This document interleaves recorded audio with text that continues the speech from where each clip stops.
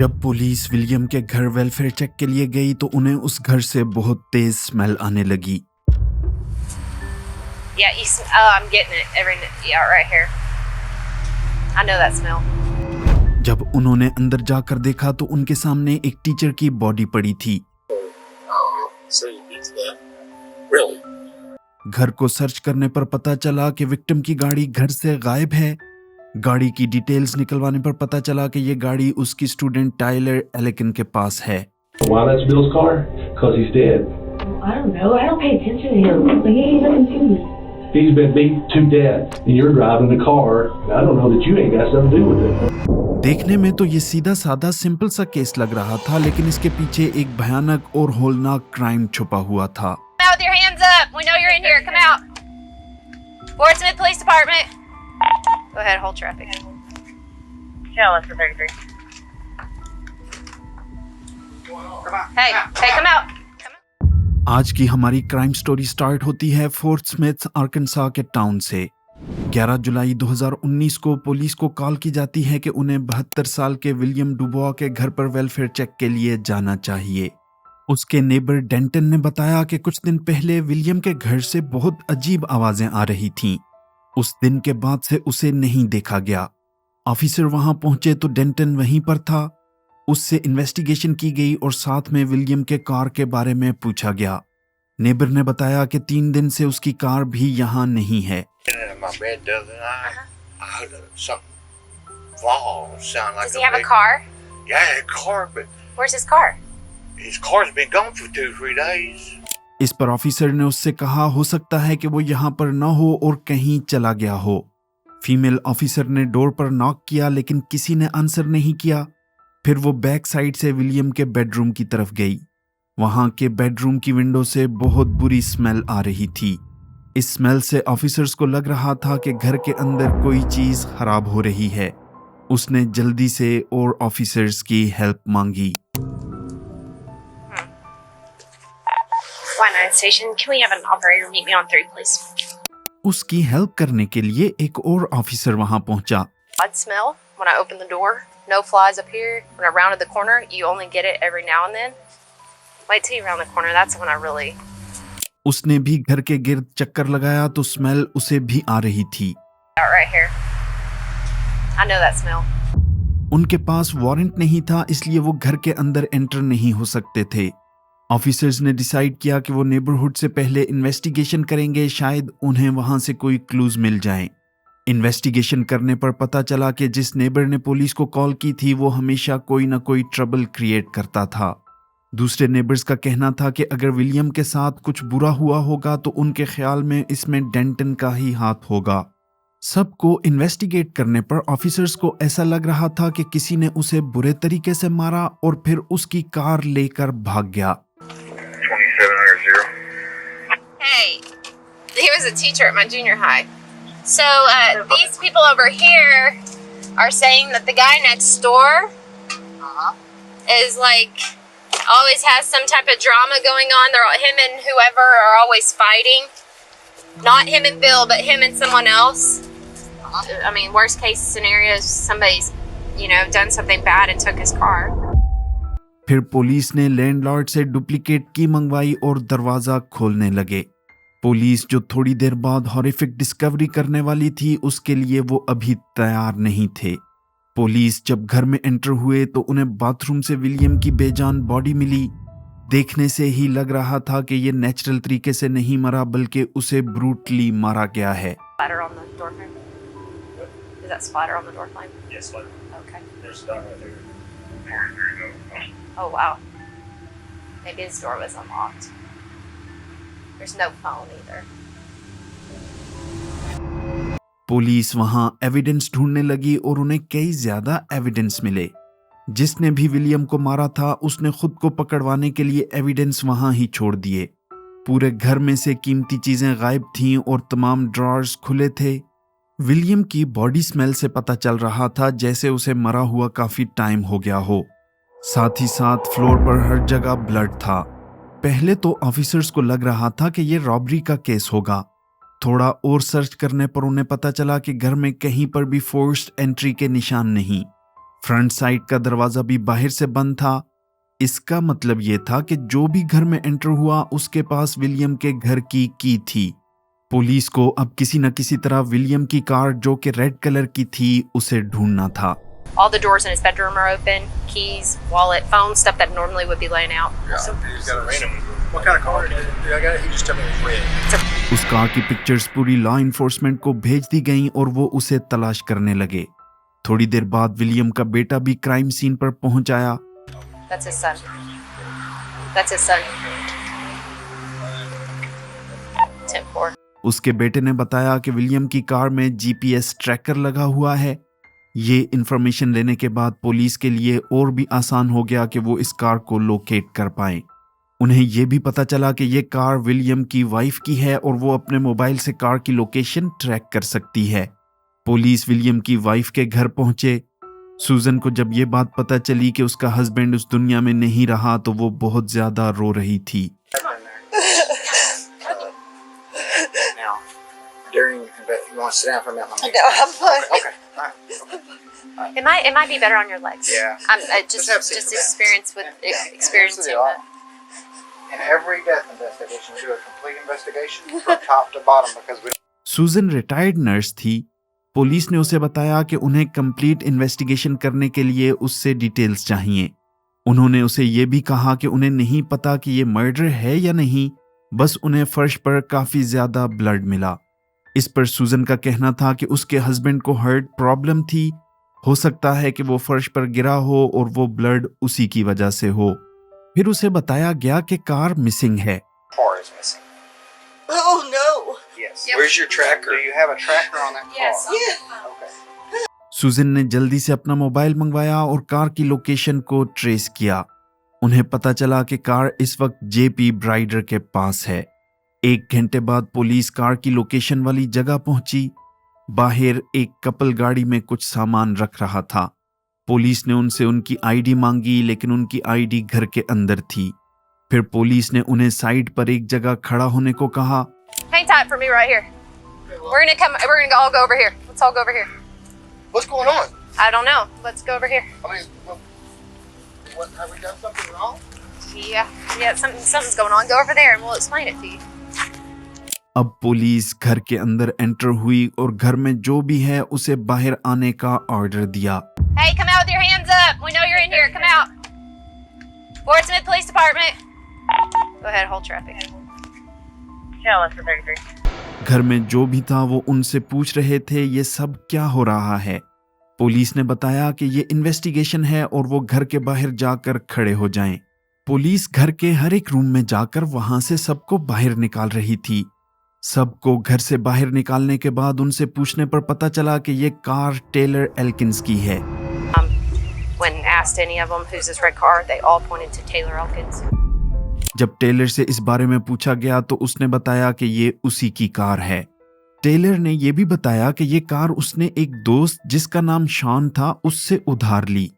उसे इस बारे में नहीं पता था कि ये कार किससे चुराई गई।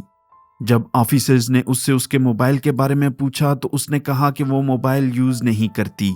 जब शॉन के बारे में और डिटेल्स पूछी गई तो उसने कहा कि वो उसके बारे में कुछ नहीं जानती, सिर्फ उसे उसका नाम पता है, न उसका एड्रेस जानती है, न उसका फेसबुक अकाउंट और न ही उसका नंबर।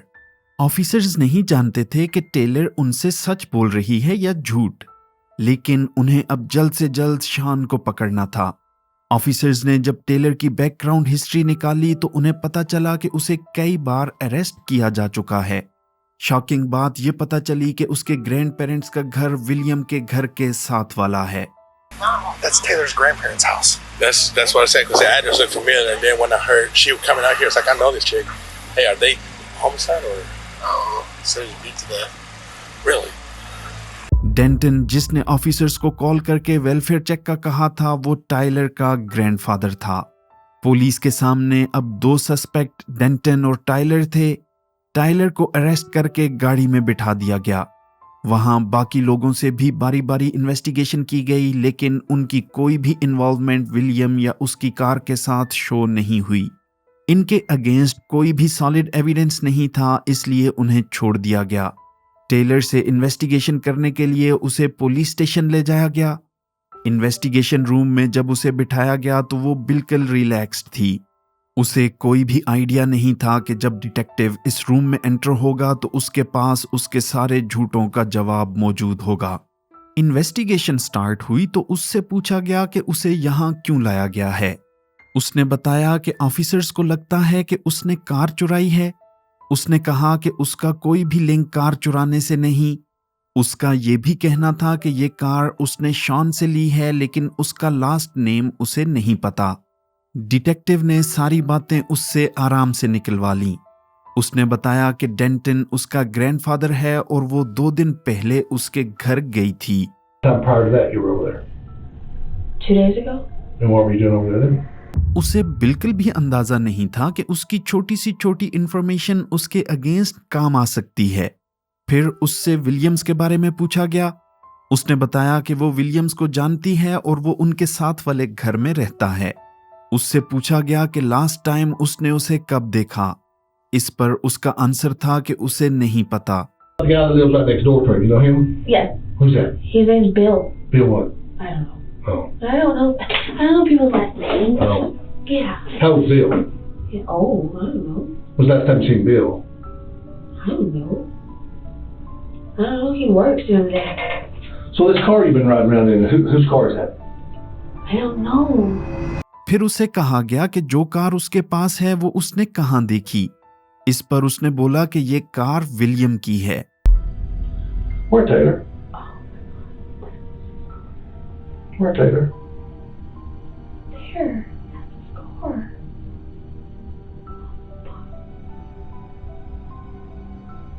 Man. Wow. वो एक बात पर नहीं टिक रही थी। उसे खुद भी समझ नहीं आ रही थी कि वो क्या बोल रही है।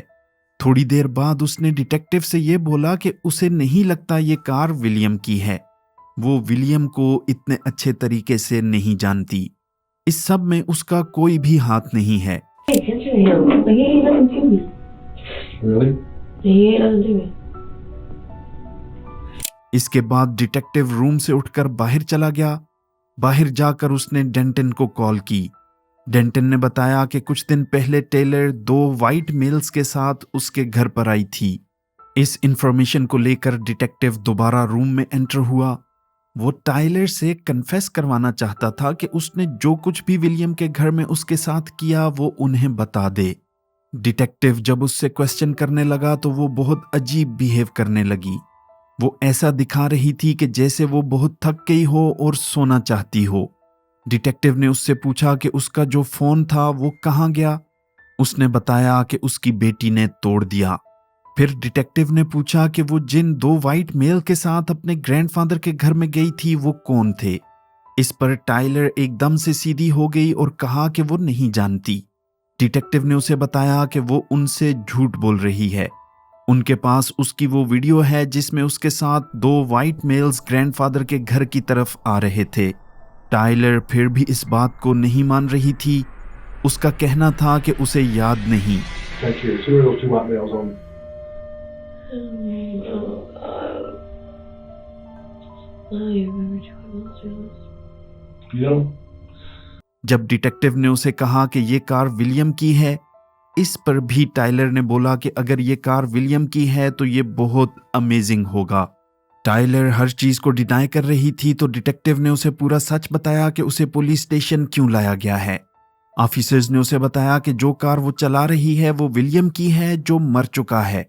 किसी ने उसे बहुत बुरे तरीके से मारा है। ये सुनने के बाद टाइलर रोने लगी और कहने लगी कि वो झूठ बोल रहा है। वो बार बार एक ही बात बोल रही थी कि इसमें उसका कोई भी हाथ नहीं।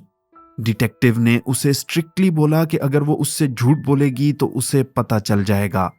झूठ बोलने पर वो उसे हमेशा के लिए जेल में डाल देगा।